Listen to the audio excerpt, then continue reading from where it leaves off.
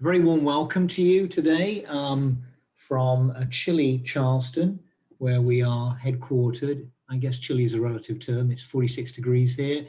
Wherever you are, though, thank you for dialing in and joining us this afternoon. Hopefully you are warm and safe, and we appreciate you taking the time today to dial in and listen to this.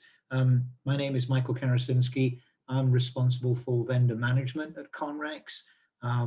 And we wanted to talk to you this afternoon a little bit about invoicing and AVID.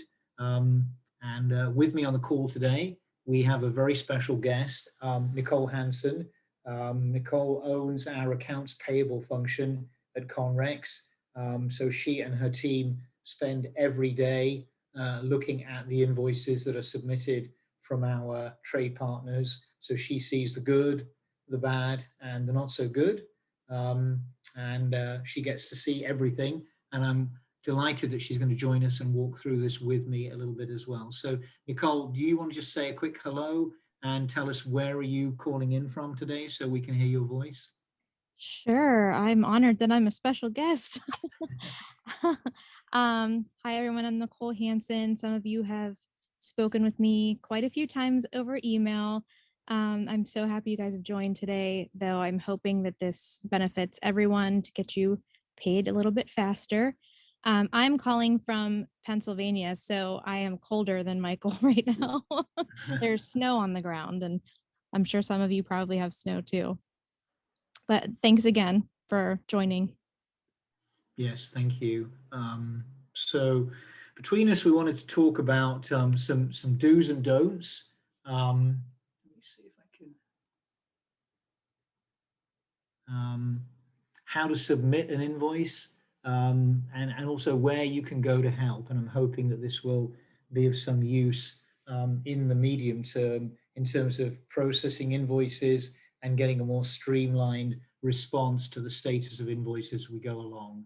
So I'm hoping you can see my screen. It says I'm sharing, and a couple of admin issues. Please use the chat function if you have any questions to ask as well. And note that this call is being recorded, so we can distribute the link afterwards for the record. So as the great man says, let's get down to business. The process for submitting an invoice, couple of pointers here. Please submit your invoice when the project, the work order that you're doing is complete and not before. We do have some trade partners who are submitting the invoice part of the way through. We understand that in some cases that's trying to get ahead of the timing. But then if anything else happens on the project or the work order and there's some kind of revisit needed, it just means the invoice needs to get resubmitted. And once we start resubmitting invoices for the same address, things get very tangled up and messy. So we would like you to submit your invoice only when the project is complete. And if an approval is required for completion, then please wait until you've got that verification. And if you're waiting for verification that either the inspection is completed on a turn or a renovation, or that the work order has been accepted by our team, then please wait until you have that. If there's any delay there, please use your market team, or if it's a maintenance work order, use the dispatch team and reach out to them to query and understand where you are on that approval process for verification. Obviously, we want you to submit your invoices to AVID. The email address, you should have that, is conrexap@avidbill.com. We do not want you to submit your invoices to anyone at Conrex. You can CC us, but it's to be sent to conrexap@avidbill.com. Sending invoices to people at Conrex isn't going to achieve anything because we're not in a position to manage the submission to AVID. It has to come from you to AVID to be processed. In terms of the end goal with invoicing, there are two aspects to this that it's just worth taking 30 seconds to talk about a little bit. Every invoice that gets submitted is really going to be looked at by two different groups within Conrex. It's going to be looked at by Nicole and the accounting team on accounts payable, and it's also going to be reviewed by the operations team, which that starts in the market but it often includes people in the Charleston HQ as well. So on the accounting side, they want some clear categories defined in terms of the work that's being completed, categories such as appliances, painting. We like to differentiate between indoor painting and outdoor painting, windows, plumbing, electrical, landscaping, cleaning. In a couple of slides, we'll share with you the subcategories that we use to identify the work, and that may be of use to you when you're submitting the work on your side. Operationally, they want to understand what work was done, what was completed for each of the subcategory, so that they have a clear line of sight as to the cost relative to the work completed. So at the end of the day, that's what they're looking for when they review the invoicing on a project by project basis. So it needs to be, in a nutshell, easy to understand. Stand back when you submit the invoice and take a moment to look at it and say, is this clear? Is it pretty easy to understand what it is I'm submitting the invoice for? The more detail you put in there, the better it is, the easier to process it. And obviously, we need you to identify the dollar amounts that you're assigning to each of the relevant categories when you submit it, so we can break it out. Now, at this point, we have an example here of a template, and we can share this with you as part of the pack that we send out with the recording afterwards as well. Nicole has created a template to make sure that these 6 different areas of any invoice are captured correctly. So at this point, I'm going to ask Nicole to walk us through those 6 elements to a good example of a template that we have. Thanks, Michael. Yes, we really need all of these key pieces of information to be on every invoice. It helps us to get your invoices from AVID a little bit faster because AVID will know where to direct the invoice. If any of these pieces are missing, it could cause a delay. And like I said, we want to get you paid as quickly as possible. So the first would be your business name must match your registered vendor name. So that should be what is on your W-9. If it comes across and you have your vendor name is different than what it's registered, AVID doesn't know where to put that invoice. So it goes into an exception queue, and then somebody from my team has to sort through all of the exceptions and pick out your invoice if we can match it. If your address is different, it could go to the exception queue or it could get passed to us. If it gets passed to us, I've been reaching out to everyone to verify what the correct address is. But if you are going to change your vendor address, the remittance address, we ask that you send in a new W-9 so that we can update our system. We don't want your checks to be sent to the wrong address. That's going to delay things even more. So that's the first thing. The second, every invoice should have a local Conrex contact name on it. So that's the person that you spoke with about getting that particular job that you're working on and submitting the invoice for. This helps the AP team to ask questions if there's, just some minor thing missing, or we just need to know something little to fix. We can sometimes go to that person directly instead of having to bother you, or instead of having to send back the entire invoice and ask for resubmission. The third part is the property address. It's extremely helpful to have the correct property address, exactly how it should be. We have thousands and thousands of properties, and some of the names are similar. So please make sure that you are getting confirmation from your Conrex contact of the exact property that you worked on. Sometimes the little things, even like north and south, can completely throw off the address. So a unique invoice number. So every invoice that you submit must have a unique invoice number. If it does not, this is another thing that will get thrown into an exception queue. And then we have to determine whether or not it is a true duplicate or if we need to return it to you to create a new invoice number. Service date. An invoice date is good to put on, but more important is the actual service date so that we can match within our system to make sure that that's the date that we have that you went out there to work. The last thing is the detailed line items. So you can break things out into categories such as electrical or plumbing, but we need a detailed description within each of those categories. And you can put either the total cost for each little thing that you did, or you can do the total cost of that specific category. But if you have painting, we need it to be broken out between exterior and interior. There's little things that, you know, we need to be very diligent on in the way that we do billing.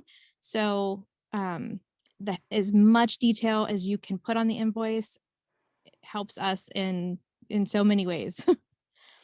You can go to the next slide. These are some examples of categories: cleaning, landscaping, interior and exterior paint, flooring, window repairs, carpet cleaning. You can see there, all of those things can be a major subcategory. And then again, within those categories, be as descriptive as possible for all of the work that was done on that particular job.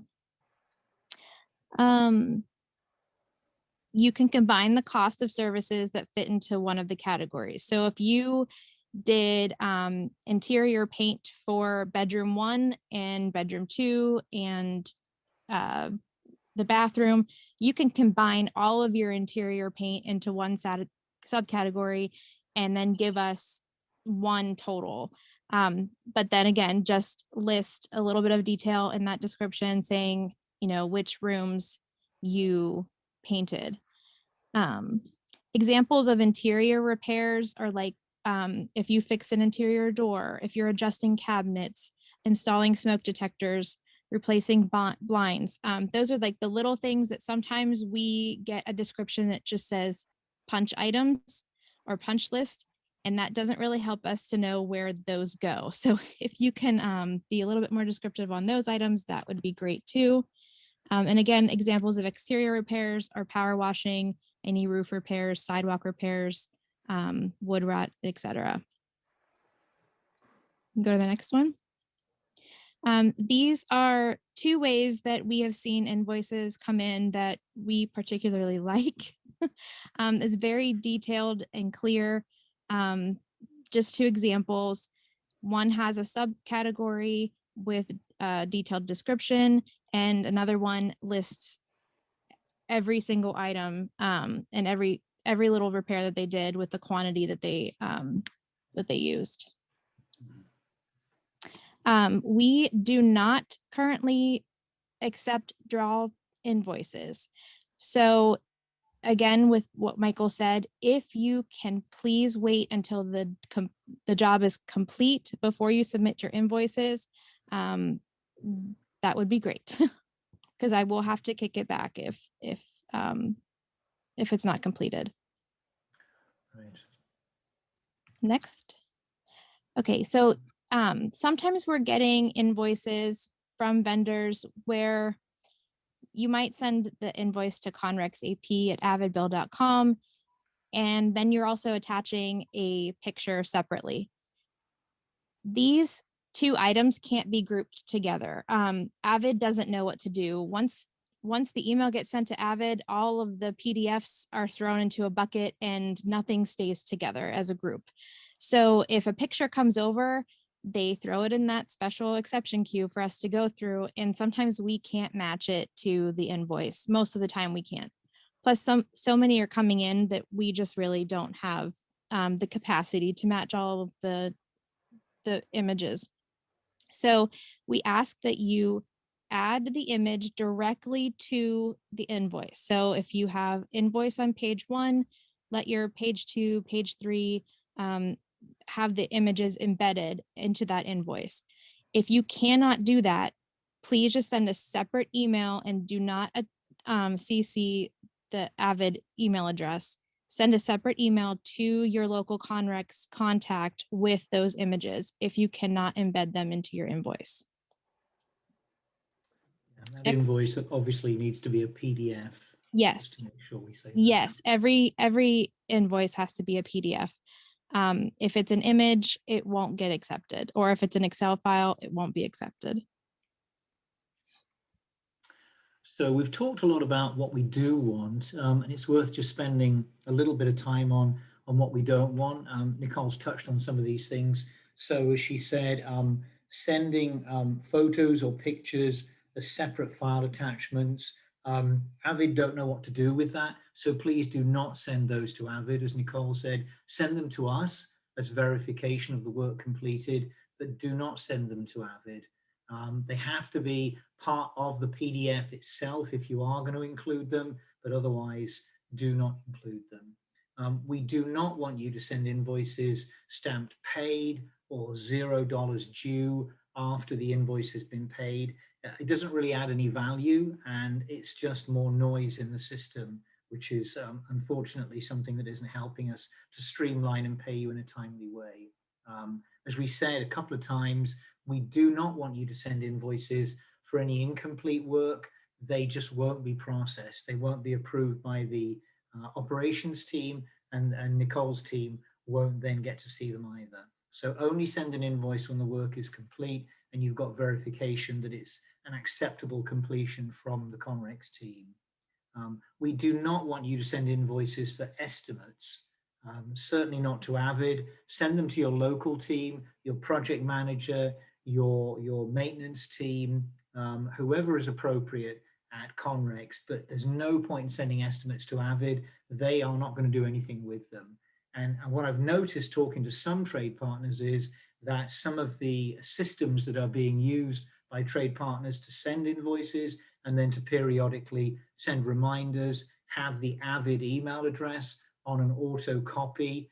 So we'd ask you to delete that AVID email address from any auto reminder, because it's just, again, cluttering up the system with more noise, which is preventing us from being efficient, effective, and streamlining things. So this is a good invoice example, and Nicole put this together to really demonstrate what works, what good looks like. Do you want to just run through this a bit, Nicole, and sort of highlight what it is you like about this? Sure. And this is actually a real vendor invoice. It came across my screen and I thought, oh, this is perfect. I changed their information a little bit to keep them anonymous. But what I like about this invoice is that there is the clear contact name for the vendor's name, their address, the phone number. The only thing that's missing on here is an email address, which helps me out tremendously. If you have an email address that you can put on the invoice itself, it helps me to contact you if there's a problem with the invoice. Some of you might start getting phone calls from some of our AP teams if there's small things that need to be fixed. Instead of kicking the invoice back, they're going to try to reach out to you and get some answers so they can continue to process it. But most of our communication comes through email. So an email address would be great.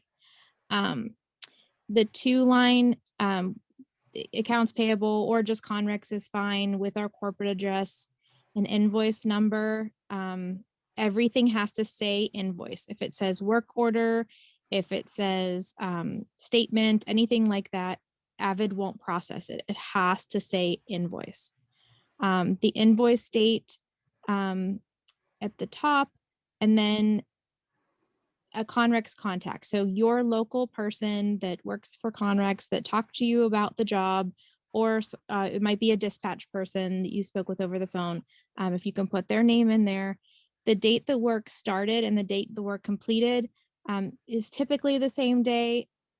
The date started is really important to us to be able to match the jobs that we send you out for to the day that you did them.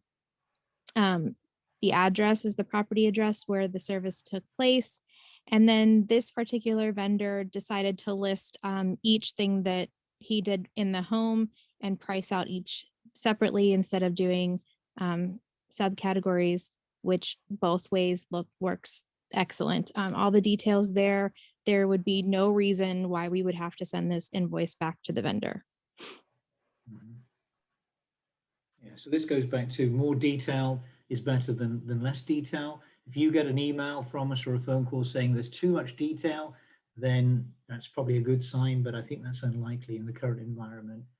We would like this kind of level of detail, and then Nicole's team, they can group things together and decide which of those subcategories that we want to put things in. So just to recap, good invoices include all the basic information, especially the property address. We can't appropriate the work that's being paid to the right fund if we don't know the property address that's being worked on. And allocating it to several funds that we manage is critical for us on a finance perspective. Separating out line by line, like you just saw, all the items is very, very helpful. Submit it to conrexap@avidbill.com. Don't submit it to Conrex, the payment. Please don't cluster together items of work haphazardly, as you heard Nicole talk about there. And we don't want any duplicate invoices. We'll get to that in a minute. But if you feel that you've submitted an invoice and you haven't heard anything, then rather than just resubmitting the same invoice, we would prefer you to reach out to our team and get some clarification on the status. So please only submit invoices to AVID, not anything else. Only submit one invoice per work order or per project to AVID, and please submit any other documents to your local market support teams. So where to go for help, just at the end now. If you do have any questions about where is my payment, where's my invoice, and you haven't heard anything, you can reach out to this email address, accountspayable@con-rex.com. That's an accounts payable inbox that Nicole and her team manage, and we would prefer you to do that rather than email AVID. AVID can only help with questions after payment has been sent. So just to repeat, anytime before payment has been sent, please use the accounts payable@conrex.com to get clarification, or contact your local market team. If you are going to email AVID, the email address for them is supplier@avidexchange.com, and there are some other tools that are available which we can talk about separately. Today, we really just wanted to make sure that we cover the basics and that you know what good looks like, what some of the do's and don'ts are, and on this slide, where to go for any help. So that just about wraps it up really on our side. Does anyone have any questions that they would like to ask? Actually, I do have a question. I just sent an invoice in yesterday, and I got to look at it and realized I had the wrong address on the invoice. So I just put on I corrected it and then sent it back in, and I just put revised after the original invoice number. Is that okay? We would ask you to reach out to us and let us know that you submitted an invoice incorrectly. We can then grab that incorrect invoice and stop it from going all the way through the approval process and make sure that your new invoice does not get deleted as a duplicate. Okay. So just reach out to my manager to let him know. Or you can submit an email to the accounts payable@con-rex.com. I'll see that email and I'll be able to take care of the incorrect invoice and make sure that we see the correct one come through. Okay. And Matt, that'd be the quickest process, because if you call me or you call, Brad, we're going to do the same thing. You just lose in a day or two. So right. Directly to her, because ultimately Nicole reads most of our requests from you or any of the other people. So yeah, she'll see it quicker that way. Okay. Well, I just corrected it and I just put revised and just sent it. So I didn't forget, but I figured I better ask, make sure I was doing it right. So. Yeah, I'm glad you asked, because I'm sure you're not the only one, Matt, who has submitted an invoice and then realized the address wasn't right. So it's a great question. Thank you. All right. So just to be clear then, send an email to Nicole and her team at accounts payable@con-rex.com. She can pick it up. They're monitoring that every day, and they've really got their finger on the pulse of where the invoices are and what's pending. If there's any glitches or issues, as she said, her team can phone call or email you directly to get clarification if they have questions. Okay. And to kind of piggyback on that, I don't know, Nicole, you might, so lots of times I tell people in Cincinnati market to reach out to me first to get and I'll look in AVID and see where their invoices are. Just maybe sometimes I can head off before. And I make the determination sometimes to say, hey, I'm going to send this into accounts, our system for legibility. So because sometimes they'll call and ask me about invoices 2 or 3 weeks old. Maybe it's just not quite 30 days, or maybe it's not there. Like, oh, it didn't. Can you send me the confirmation? Please send it right now, and we'll find it. So. Yes, definitely. If you prefer anyone working with you to call you directly, that's fine with me. And then just let me know if you can't find an invoice, Yeah. or if we need to take some sort of action as far as maybe like voiding an incorrect one or something like that. Yeah, that was a really good example Matt brought, because I wouldn't even known what to do about that. So, but just I don't know what the procedure is company wide, but I usually like the guys to give us a call first, just so we can try to head it off so you don't get bombarded too much. That helps us too. Questions. Yeah. We appreciate that. Yeah. I have a question about the estimates, where you said to send them into whoever gave us the work order. Recently, we've sent estimates in and they're not getting them. They said that there was an issue with the Conrex server. So how can we confirm like that the estimates were received? Only because we're in Missouri and it's 0 right now. So we're trying to get people heating, and then we don't know if the estimates have been received. Luckily, I've been working with the dispatch, and she said she knew it was coming. So she emailed me and said, hey, I never got the estimate. And we ended up having to send it to an email that wasn't a Conrex email, so she could even get it to submit it to whoever she needs to submit it to. Yeah. Well, I think you're on the right track. I mean, I would make a phone call to double check, but it's a good point you bring up, because we have changed our system internally very recently, and we have an additional layer of security for emails that come into us from outside sources, which would be, in your case, an email that's not a Conrex email. So some of those are getting held up and delayed before they're coming through. So I think if you are in a position where you're sending an email for an estimate, it's probably a good idea to put a phone call in and double check that the recipient has got visibility on it. I'm finding I'm doing that quite a lot myself now when I'm talking to outside parties, and I'm saying, can I just confirm you've received what I've sent, or that I'm waiting for them to send something to me, especially if you're trying to deal with heating issues in cold markets right now. So I think you're doing the right thing. I don't know if there's anything else. Sean, is there anything else you would add from your perspective in terms of estimates? Well, when she means estimate, does she mean like an invoice? I was confused. Do you mean like an actual estimate, like the job's done, or an estimate before the work is even approved to get started? Yeah, that's going to vary depending on how you're set up with your particular Conrex, person, whether it be a maintenance or SAM or project manager. I would ask how your market's set up. So who do we ask for that? Because like I get them from dispatch at corporate, and then so do I just go straight to them? Because our local market kind of is out. We get everything from corporate. Yeah, if you have a dispatch setup, I know that's why we are in Cincinnati. So like our dispatcher is Carlos. If there's an issue, he would actually review those, and if he needs to get above approval, he'll reach out to someone above him. Yeah. Who are you? Who's your contact for dispatch? Which market is it? Kansas City. I either talk to Jalela, Kim, or Brian. Yeah. So Jalela, Brian, those are the right people to reach out to check that they've received it. So I think you're doing the right thing. But if there are any issues, then feel free to reach out to me or Brian, directly.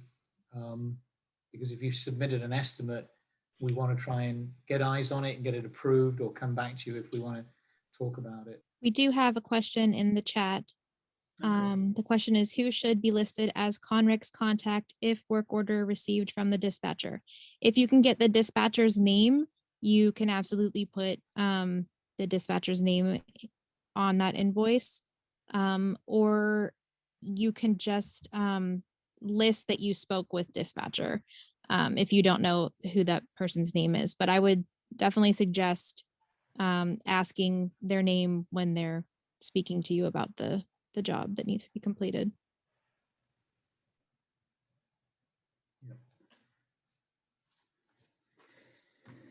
Okay.